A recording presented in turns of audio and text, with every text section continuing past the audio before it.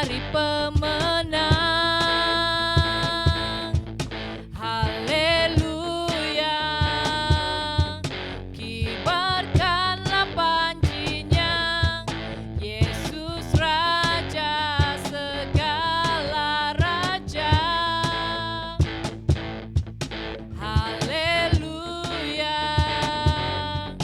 bangkitlah gerejanya, kita lebih dari pemenang.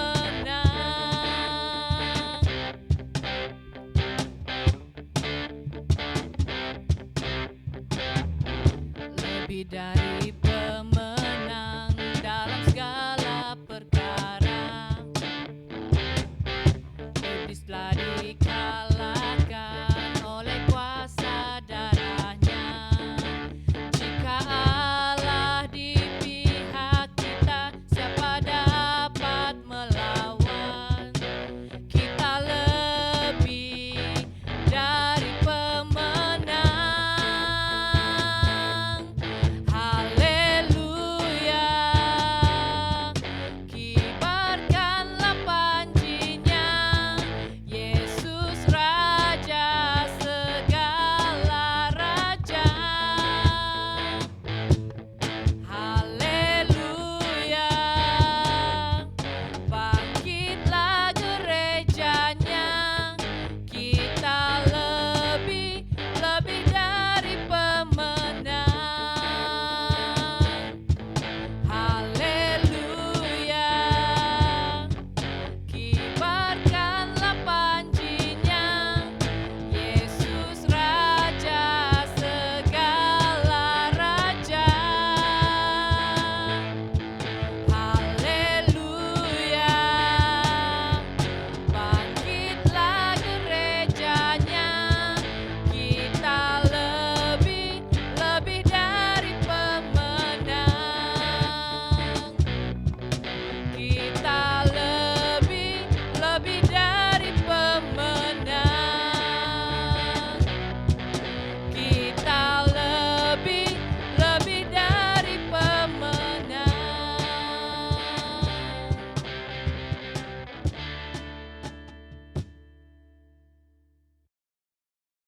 Hai, Shalom Raja Wali. Apa kabar kamu yang sedang berkumpul di dalam KMD maupun kamu berada di rumah pada saat ini? Jadi thank you, terima kasih kepada semua kamu yang setia beribadah bersama dengan Raja Wali. Ya, jadi mungkin ada di antara kamu bukan daripada Raja Wali. Terima kasih juga kepada kamu setia bersama dengan kami ya. Jadi pada kali ini saya tidak mau membuang masa kita untuk bercakap benda yang tidak membangun iman kita. Jadi pada kali ini kita akan menyambung kembali di dalam 1 Samuel 14. Wow, puji Tuhan untuk semua kita telah berjaya dan pada saat ini kita sampai di Samuel 14. Jadi thank you kepada semua tim yang bertungkus lumus di dalam ibadah online, baik pun MC maupun tim yang memimpin pujian dan penyembahan selama ini telah bertungkus lumus di dalam ibadah online kita. Terima kasih kepada semua. Jangan risau, mungkin kamu tertanya-tanya bilakah ibadah kita akan bermula. Pada tanggal 16 hari bulan 9, 6 hari bulan 9, bukan 16. 6 hari bulan 9, ya, 6 hari bulan 9 kita akan beribadah bersama-sama di Raja Wali, di tempat Raja Wali kita sendiri. Ya, jangan risau dengan apa yang berlaku. Ya, kita tidak lama lagi kita akan berjumpa. Jadi sila jaga kesehatan dan sila jaga diri kamu supaya kita dapat berjumpa bersama-sama di dalam ibadah online. So kita akan umumkan dari hari ke hari apa yang harus kita lakukan dan apa yang harus kita buat sebagai seorang Kristian. Ya, jom mari kita beribadah. Kita mulakan dengan berdoa terlebih dahulu. Saya pimpin kita di dalam doa. Segala puji, hormat dan syukur kami ya Tuhan. Kami percaya bahwa Engkau Allah yang memimpin dan bersama dengan kami pada hari ke hari kami Bapa, dan kami menyerahkan masa dan waktu ini ke dalam tangan Engkau. Biar Engkau Tuhan terus berbicara kepada kami, dan biar Engkau juga Tuhan terus menaungi fikiran dan hati kami agar kami tertuju dan menumpukan perhatian sepenuhnya pada tangan Kau Bapa. Terima kasih Bapa, di dalam nama Tuhan Yesus kami telah berdoa. Amin. Jadi pada kali ini, tema firman Tuhan kita, mendaki cabaran baru. Mendaki cabaran baru.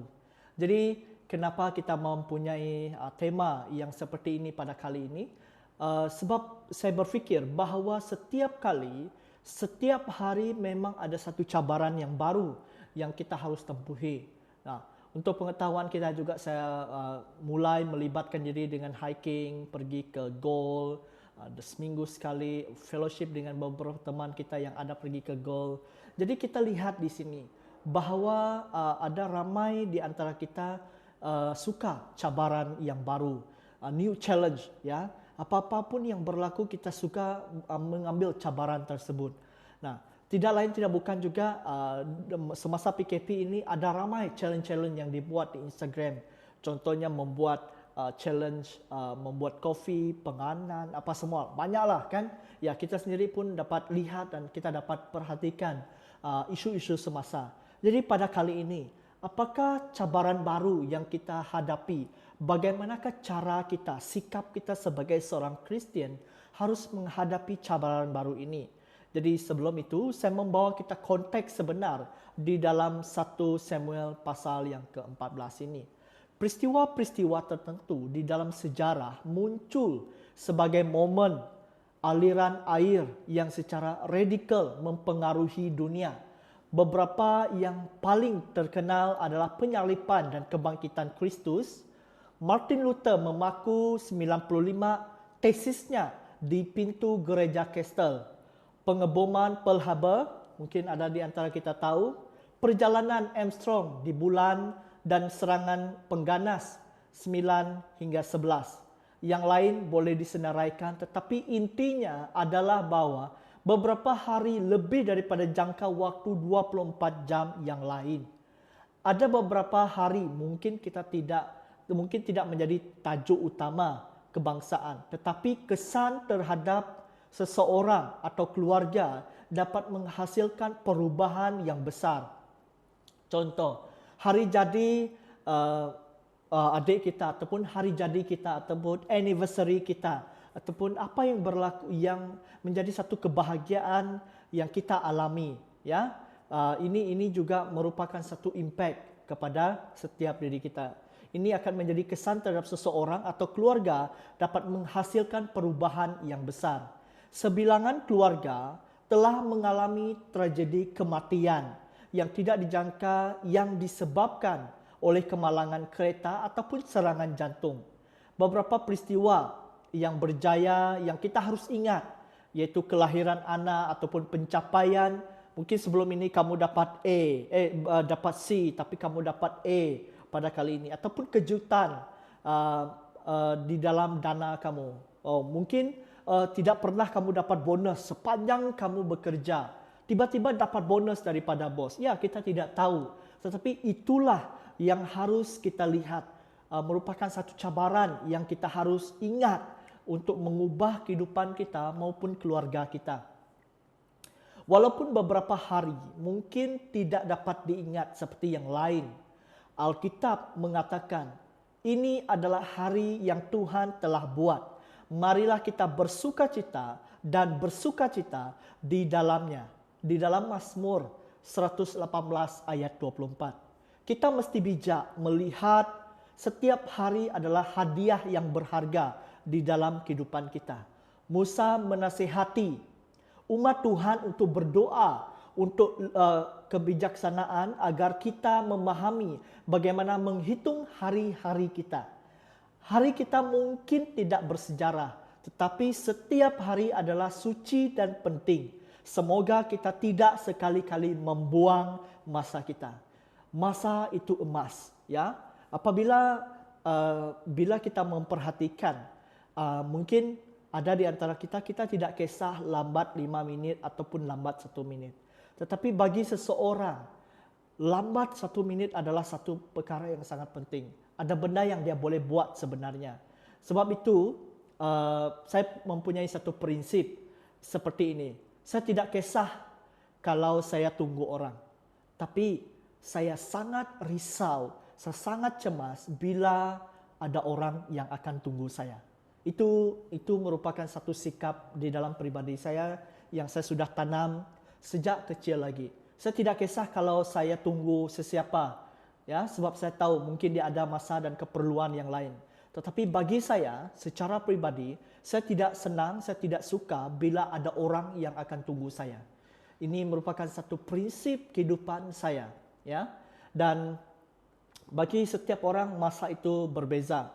Nah, di dalam gereja kita seringkali saya perhatikan bukan Raja Wali saja, tetapi seluruh gereja yang kebanyakan bila dikatakan kebaktian ataupun ibadah pukul 8, maka jemaat akan datang pukul 8.30. Ya, apabila ibadah dimulakan pada pukul 8.30, jemaat akan datang 9. Ini lumrah selalunya terjadi. Tidak pernah pun, ibadah kita start pada pukul 8, 7.30 sudah sampai di gereja. Tidak pernah pun berlaku sedemikian, malah pukul 8.30 dia sudah datang. Artinya, praise and worship sudah habis, tunggu khotbah saja. Kan? So, ini yang selalu terjadi. Tapi ya, kita boleh lihat sendiri. Dan saya berharap dari ke hari juga kita mengubah masa dan waktu ini supaya kita lebih berdisiplin dengan masa kita. Seorang lelaki yang memahami prinsip menghitung zaman adalah Jonathan, anak Raja Saul. Yang paling diingati oleh lelaki ini adalah dia berkawan dengan Daud dan dengan rendah hati mengakui panggilan Daud untuk menjadi raja Israel berikutnya. Jonathan tidak pernah menuntut agar tahta diturunkan kepada dirinya sebab dia anak raja Saul, tetapi dia tidak kisah dengan benda itu. Tetapi Jonathan tidak pernah menuntut diturunkan kepada dirinya sebagai putra yang memerintah. Di dalam 1 Samuel 14, kita mendapati bahawa Jonathan adalah seorang askar yang luar biasa yang memiliki iman yang luar biasa kepada Tuhan. Dia bukan saja askar yang luar biasa, tetapi juga dia mempunyai iman yang luar biasa, sangat-sangat supernatural. Nah, ada satu hari di dalam hidupnya ketika Jonathan memutuskan bahwa hidup itu sangat berharga untuk dibazirkan. Pada satu hari bersejarah, Jonathan memilih untuk menjadi orang yang cenderung secara menegak. Ya. Nah, dia straightforward saja, ya. Dia tidak mau berdolak-dalik lagi. Dia tahu bahawa sebagai seorang Kristen, ini yang harus saya lakukan. Ya, saya sangat senang bila cerita Jonathan ini diberitahukan kepada setiap kita anak muda. Di dalam catatan 1 Samuel 14, bermula dengan seorang tentera bersembunyi di antara gua Gebea setelah dikalahkan dalam pertempuran oleh orang Palestin. Alkitab menyatakan setelah Israel mengalahkan orang Amori dan Jonathan mengalahkan sekumpulan orang Palestin dalam pertempuran kecil, Saul dengan bodohnya mengisytiharkan perang melawan orang Palestin yang sama banyaknya dengan pasir. Wow, pasir sangat banyak. Di dalam 1 Samuel 13 ayat 5. Askar-askar Saul tahu bahawa mereka terlalu sama, seperti kata orang Indonesia, dia katakan cocok, mereka ngam, sama kepala, dan mereka takut dengan ketakutan. Di dalam 1 Samuel 13 ayat 7, kesombongan Saul untuk berperang melawan musuh yang unggul tanpa mencari kehendak Tuhan menyebabkan ketidaktaatan bertambah. Tidak mau menunggu Nabi Samuel, Raja Saul dengan sombong, dengan bodoh mempersembahkan korban. Dan kita lihat,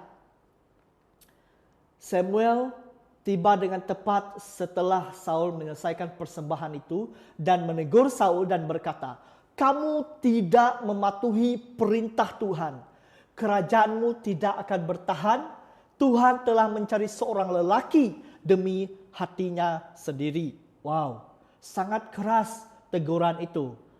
Saya rasa Saul pun akan terguris dengan apa yang Samuel telah tegurkan. Ya, so bagi saya memang layak pun Samuel menegur Saul seperti itu. Sebab dia tidak mau mendengar kata-kata seorang nabi. Dia tidak mau mendengar kata-kata seorang pemimpin yang berada di atasnya. Oleh sebab itu, saya percaya bahwa ini merupakan satu kejatuhan. Nah, minggu lepas kita telah membicarakan tentang kejatuhan Saul. Tentera Filistin berundur ke Gua Gibeah. Semasa tentera Saul bersembunyi, orang Filistin menyerbu kampung-kampung tetangga, merampas semua senjata. Ketika kita sampai di bab 14, Alkitab mengatakan bahawa hanya tinggal 2 pedang di antara pasukan Saul dan Yonatan masing-masing mempunyai pedang. Anggota tentera yang lain menggunakan alat pertanian untuk senjata. Apakah alat pertanian? Cangkul, yang ada gigi itu, yang 3 gigi itu, yang macam orang angkat padi itu, gandum, macam tu. So kita dapat tahu apakah alat-alat pertanian. Mungkin juga tukul, mungkin ada, kita tidak tahu, ya. Tapi itulah yang mereka gunakan untuk berperang. Adakah ia bagus? Adakah ia kuat? Ya, sudah semestinya itu tidak cukup. Ya. Dan saya ingin memberitahu kita bahawa sekiranya kita mau menjadi seperti Yonatan, ada 3 perkara yang harus kita perhatikan. Nomor 1, mencari Tuhan. Mencari Tuhan. Dalam keadaan yang kalah, tertekan dan mengecewakan ini, Yonatan membuat pilihan untuk mencari Tuhan. Alkitab mengatakan, suatu hari Yonatan berkata, marilah kita pergi mencari Tuhan. Ini yang tercatat di dalam 1 Samuel 14 ayat yang keempat. 14 ayat 1 hingga yang keempat. Bilakah Anda membuat perubahan yang diperlukan di dalam kehidupan kita? Suatu hari ketika Anda menjadi sakit ataupun letih ataupun ada masalah yang terjadi kepada kamu, dan suatu hari ketika kita berhenti berusaha untuk menghancurkan kehidupan kita dan mulai percaya kepada Tuhan yang penyayang dan dapat membebaskan kita daripada lubang keputusasaan. Perubahan bermula dengan harapan yang meletus di satu masa apabila kita menyadari seperti Yonatan bahawa Tuhan tidak tinggal di gua kesombongan, kemaksiatan dan pengecut. Tuhan adalah gunung batu. Itulah sebabnya Mazmur berkata, aku menatap ke arah gunung. Di manakah datang pertolonganku? Pertolonganku datang dari Tuhan, pencipta langit dan bumi. Ya, kamu boleh catat ini dalam Mazmur 121 ayat 1 hingga 2. Mazmur 121 ayat 1 hingga 2. Yonatan menyadari bahawa Tuhan tidak berada di Gua Gibeah, di tempat ayahnya mendirikan kemah. Dia tidak perlu pergi ke tempat Tuhan bekerja. Pengarang Tuhan dalam berpengalaman. Bukan pengarang Tuhan dalam pengalaman. Seorang hamba Tuhan yang sangat berpengalaman. Ya, Henry Bagby merangkumi prinsip mencari Tuhan dengan pernyataan, Anda tidak boleh pergi bersama dengan Tuhan dan tinggal di tempat Anda berada. Maksudnya di sini ya, kita tidak dapat mengikuti Tuhan, kita tidak dapat bersama dengan Tuhan sekiranya kita masih mau berdiri di mana kita mau berdiri. Kita tidak mau berdiri bersama dengan Tuhan. Tapi kita dalam perkataan kita, dalam hati kita, dalam fikiran kita, kita mau mengikuti Tuhan. Saya mau ikut Tuhan, saya mau percaya kepada Tuhan. Tetapi ibadah online pun kamu tidak mau ikut. Ibadah Raja Wali pun kamu tidak mau ikut. Apa yang Tuhan katakan pun kamu tidak mau ikut. Macam mana kamu dapat merasakan penyertaan Tuhan? Macam mana kamu dapat mengikuti apa yang Tuhan ingin katakan kepada kamu? Saudara-saudaraku, kita perlu sedar dan kita perlu lihat apa yang terjadi kepada diri kita. Kita mesti bersedia pergi mencari aktiviti yang rohani, yang ilahi. Nah, Yonatan berkata kepada pembawa senjatanya, mari kita pergi ke pos orang-orang yang tidak disunat. Mungkin Tuhan akan bertindak bagi kita. Titik utama kisah ini bukanlah mengusulkan strategi ketenteraan untuk berperang dengan musuh yang unggul, tetapi tindakan Jonathan mengungkapkan prinsip yang saleh, pergi bersama Tuhan. Dia tidak mau berhenti di Gua Gibeah. Dia tidak mau menjadi seorang pengecut, tetapi mari bertindak. Tidak boleh kita duduk diam saja. Bila kita melihat saudara kita, bila kita mau mencari Tuhan, bukan duduk di rumah, keluar mencari Tuhan. Bukan kita duduk di rumah sahaja, kita harus mencari Tuhan. Perkataan mencari adalah satu tindakan, adalah satu perkara yang harus dilakukan, bukan duduk diam sahaja. Sepanjang penyataan Alkitab, kita mendapati Tuhan memanggil para pengikutnya untuk pergi. Tuhan menyuruh Abraham ke negeri baru. Tuhan memanggil Musa untuk kembali ke Mesir. Tuhan menyuruh Joshua untuk mengikuti dengan teliti karena mereka menempuh jalan yang tidak pernah mereka lakukan sebelumnya. Kita mendapati prinsip pergi adalah petunjuk akhir yang diberikan Tuhan Yesus yang berjanji untuk selalu bersama dengan kita. Ketika kita pergi ke seluruh dunia, menjadikan murid, orang-orang cenderung tegak mencari Tuhan di mana dia dapat dijumpai. Alkitab berjanji bahwa Tuhan selalu bekerja. Tetapi kita harus bersedia untuk pergi dan ikut serta dalam kegiatan ilahinya. Ini merupakan visi kita. Pelayanan kita, Raja Wali ini, untuk pergi memberitakan kepada generasi muda bahwa ikutlah Tuhan. Percayalah kepada Tuhan. Nah, semua kita yang sedang mendengar kebaktian online ini, yang sedang bersama, marilah kita pergi memberitakan firman Tuhan kepada orang. Kita harus bertindak. Kita harus memberitakan. Bukan duduk diam sahaja. Kita tidak boleh duduk diam saja. Kita harus bertindak. Kita harus melakukan. Satu perkataan yang aktif, yang harus dilakukan, yang harus menggunakan tindakan. Bukan dengan mulut saja. Harus bertindak. Yang kedua, pilih rakan yang bijak. Pilih rakan yang bijak. Kadang-kadang mencari Tuhan suka, tetapi kita tidak perlu melakukannya sendiri. Dalam cerita ini adalah pentingnya memilih rakan yang bijak.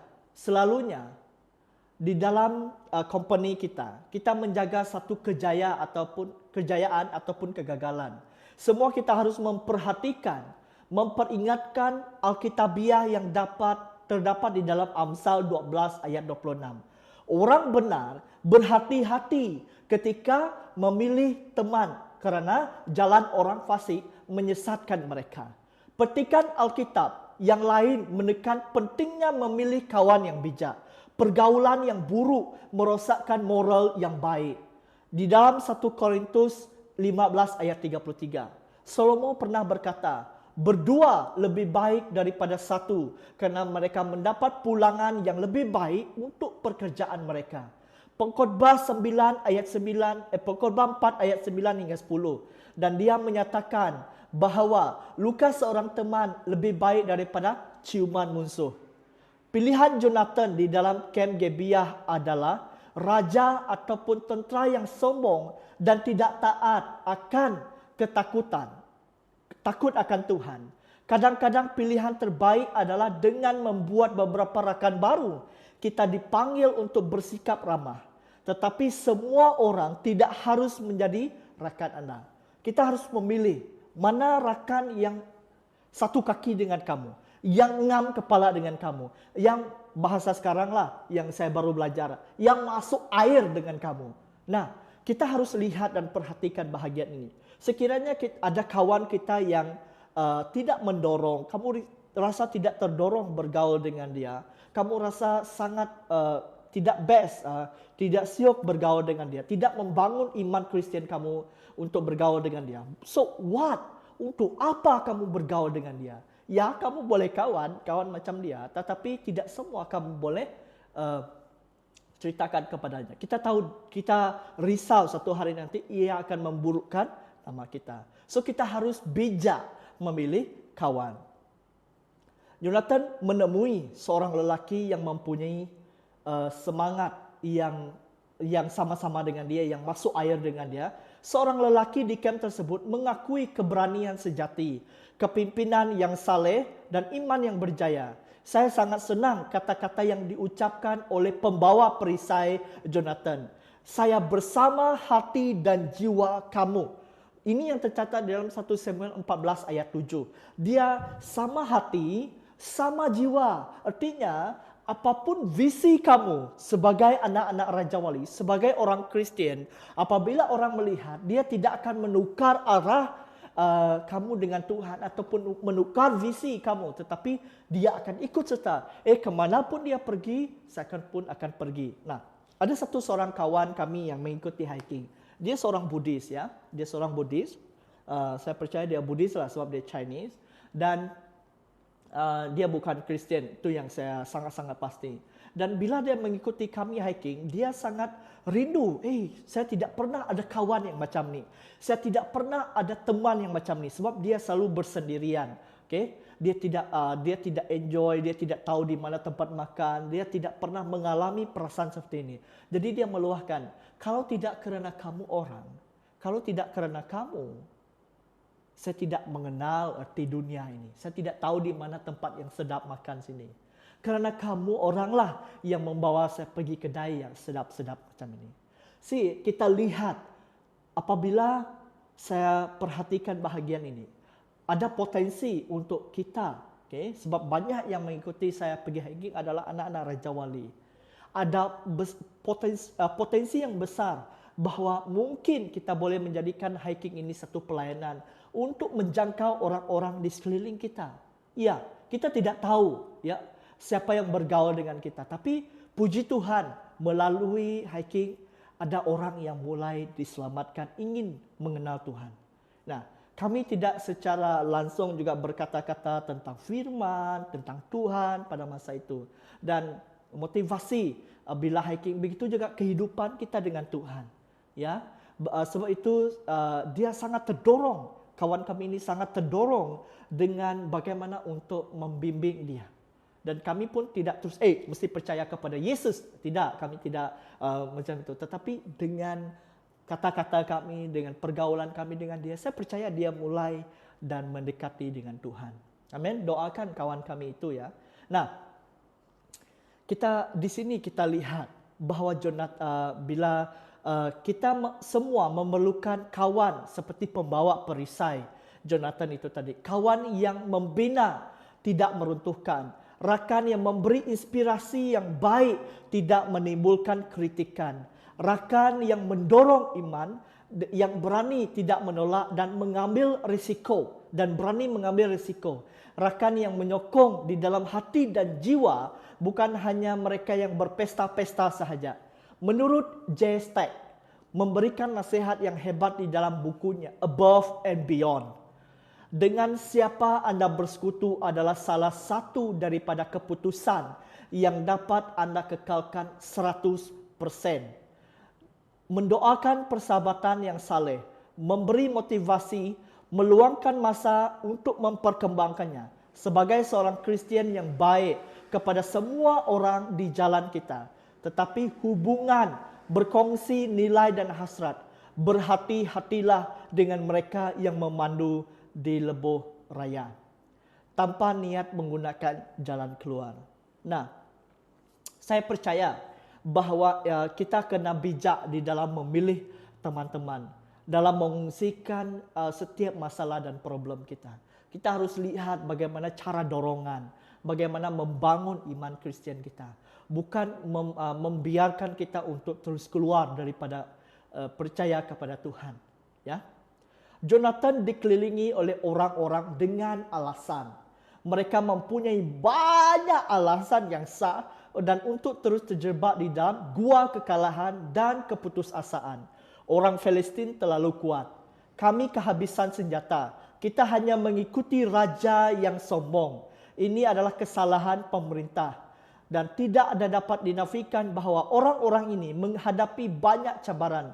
Tetapi kita melayani Tuhan, melakukan yang mustahil untuk mengalami kuasa Tuhan. Dan kita mesti memutuskan hubungan dengan mereka yang lebih suka bersembunyi di gua-gua debu, bergabung dengan hati dan jiwa dengan mereka, dengan mendaki gunung untuk kemuliaan nama Tuhan. Saudara-saudaraku, kita harus jauhkan diri kita daripada orang yang selalu memberi alasan. Bila kita ingin membawa dia kepada Tuhan, saya tidak ada masalah. Bila kita ingin membawa dia bersekutu, sorry, saya tidak ada transport. Alasan, ya kita boleh ambil sebenarnya, tidak ada masalah. Banyak alasan, artinya kamu cuba menolak dengan pelawaan. Sebab itu, saudara-saudaraku, kita harus lihat dan perhatikan siapakah orang yang berada di sekeliling kita. Dekatkan diri kita dengan Tuhan, mendengar suara Tuhan. Yang ketiga, berusaha untuk memperoleh kemenangan. Berusaha untuk memperoleh kemenangan. Jonathan tidak hanya mau melarikan diri dari Gua Gibeah. Dia mau memperoleh kemenangan atas musuh. Dia menginginkan kehidupan yang cemerlang dan berjaya. Biasa-biasa saja tidak pernah menjadi pilihan Jonathan. Dia mau naik, dia mau melakukan apa yang tidak dapat difikirkan untuk mencapai yang mustahil. Menurut seorang pendeta ataupun pengarang Brian Hubbell mengatakan, dakwaan besar orang Kristian bukanlah bahawa kita tidak mencapai sasaran, tetapi kita telah berhenti berusaha untuk mencapai tanda itu. Nah, kita tidak mencapai achievement ataupun kejayaan yang harus kita capai, tetapi kita sudah berhenti. Satu gambaran yang sangat jelas untuk kita. Waktu kamu hiking kan, kamu sudah kamu dapat melihat puncak sudah. Wow, saya berada di puncak. Yeah. Tidak lama lagi saya akan sampai. Tetapi bila sudah lihat ke bawah, wah, turun lagi kah? Terus berhenti di sini dan kamu balik. Nah, ini yang terjadi kepada diri kita, sikap kita. Tapi kita tidak pernah berusaha, perlahan-perlahan kita berusaha. Jangan kita ikut orang. Kita perlahan-perlahan berusaha, kita akan dapat sampai di puncak. Kita tidak perlu ikut orang yang berada. Sebab itu kita bergantung dengan Tuhan yang akan memimpin kita perlahan-perlahan untuk mencapai kemenangan tersebut.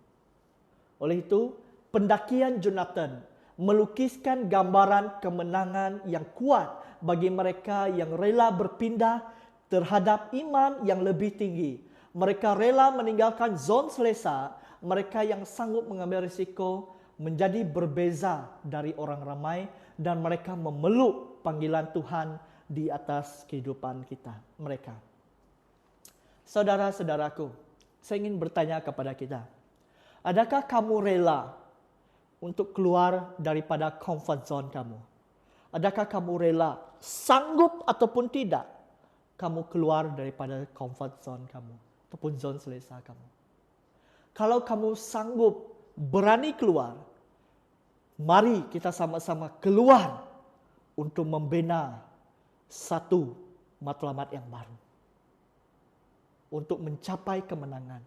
Untuk membuktikan bahawa kita bukan budak kecil lagi. Adakah kamu sanggup?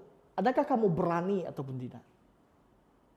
Ya, kita fikir, kita kena timbang risiko dia ini akan terjadi.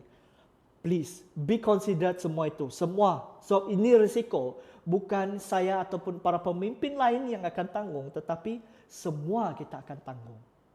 Berani ataupun tidak. Mencapai kemenangan akhirnya dicapai oleh Tuhan. Jonathan menyatakan dengan jelas bahawa dia tidak akan berperang. Kecuali dia menyangka bahawa Tuhan telah menyerahkan mereka ke tangan kita.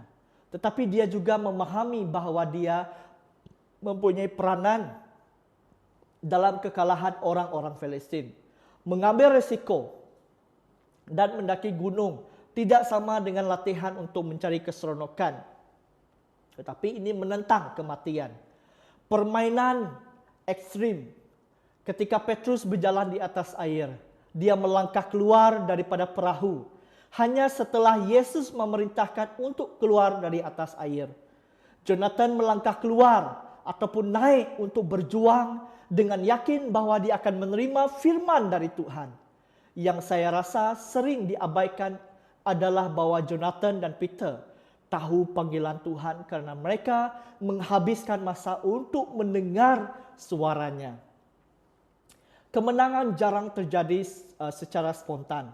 Ia biasa berlaku setelah persiapan penentuan pentabisan yang ketara. Sejujurnya, kebanyakan orang tidak mau membayar harga untuk kemenangan.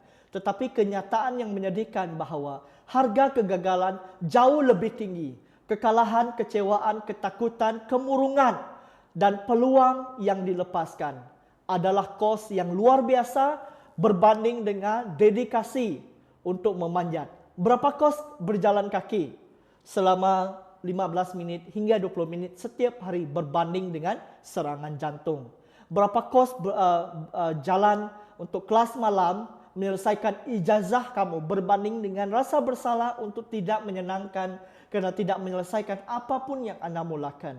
Berapa kos memenangkan jiwa kepada Kristus jika dibandingkan dengan tindakan ejekan sekali? Kejayaan mempunyai harga, tetapi begitu juga kegagalan. Yang manakah satu harga yang harus kita bayar? Kegagalan ataupun kemenangan? Kita diciptakan untuk lebih tinggi. Kita diciptakan untuk berlari lebih cepat dan untuk terbang lebih jauh dengan kekuatan dan tujuan Tuhan. Nabi Yeremia mengatakan bahwa rancangan Tuhan adalah kemakmuran kita agar kita tidak menyakiti kita dan memberi kita harapan dan masa depan. Mendaki adalah masalah sikap, bukan usia. Latihan akademik atau keadaan luar. Saya dihiburkan dan diberi inspirasi beberapa tahun yang lalu ketika bekas Presiden George W. Bush pergi menyelam pada hari ulang tahunnya ke-80. Bush berkata, "Saya ingin memberitahu dunia bahwa makhluk hidup pada usia 80 tahun. Kita dipanggil untuk menjadi pengikut Kristus yang cenderung ke arah menegak dan memandang gunung dan menumpukan perhatian kita kepada perkara-perkara di atas. Kita seharusnya mengharapkan Tuhan kita yang perkasa memperlihatkan dirinya yang kuat bagi anak-anaknya." Menurut Edwin Maxianus, memberi satu definisi pemikiran kemenangan ini sebagai biadab di dalam bukunya The Barbarian Way. Kemenangan bukanlah satu jinak ataupun pemalu. Ia dihaskan untuk mereka yang mengikuti rentak pemain gendang yang berbeza. Namun, agama Kristen selama 2000 tahun yang terakhir ini telah berpindah dari suku yang rendah diri ke agama konformis. Tinjauan cepat terhadap gereja moden akan membuatkan kita percaya bahwa undangan Kristus adalah datang dan mendengarkan, bukan pergi. Selalu kita panggil orang, mari datang ke Raja Wali, mari, mari, mari, mari. Kita mau orang datang, tetapi kita tidak mau pergi. For what? Untuk apa? Beberapa pengikut Kristus sepenuhnya memeluk seruan barbarian ini. Dan mereka menjalani kehidupan mereka maju ke depan dengan setiap kekuatan mereka untuk memperjuangkan jantung raja mereka, yaitu Kristus. Seperti tentara Saul, bercenderung kita adalah mundur dan untuk menghadapi ancaman musuh dan cobaan yang sukar daripada gua-gua yang berdebu. Kita bersembunyi di sebalik tradisi debu yang mencekik semangat setiap ekspedisi iman radikal kita. Seperti yang diperingatkan oleh Rasul Paulus, di kemudian hari orang akan berperang pada suatu bentuk ataupun corak ataupun tradisi kesalehan tetapi menolak kekuasaan. Apabila dibentuk menggantikan iman dan pola penggantian kuasa, agama Kristian menjadi agama dunia lain yang dirancang untuk menjaga kita agar sentiasa sebati dengan orang lain di dalam gua. Kita sering berpikir seperti itu. Tengok gereja ni sama juga bah. Tidak mereka pergi. Kita selalu seperti itu. Buat ini, buat itu. Kita tidak pernah menjadi orang yang lebih lain daripada orang yang sama di dalam gua. Berani kita bertindak keluar, kita akan melihat dunia lain. Wow, ini sebenarnya Kristen yang harus saya lakukan. Kebenaran kesaksian yang meyakinkan Maxianus untuk mencabar kita yang seperti yang dilakukan. Sukar untuk dibayangkan Yesus mengalami penderitaan disalib untuk menjaga kita agar tetap sejajar. Yesus memulakan satu revolusi untuk menjamin kebebasan kita. 25 tahun yang lalu dijadikan sebahagian daripada seorang barbar. Kita tidak tahu tentang Tuhan, tetapi kita mau inginkan, kita mau merasakan apa yang terjadi di dalam kehidupan kita. Mungkin terjadi zaman kita pada masa ini bahwa kebanyakan kita menyatakan Yesus sebagai Tuhan telah menjadi dua orang yang berzina.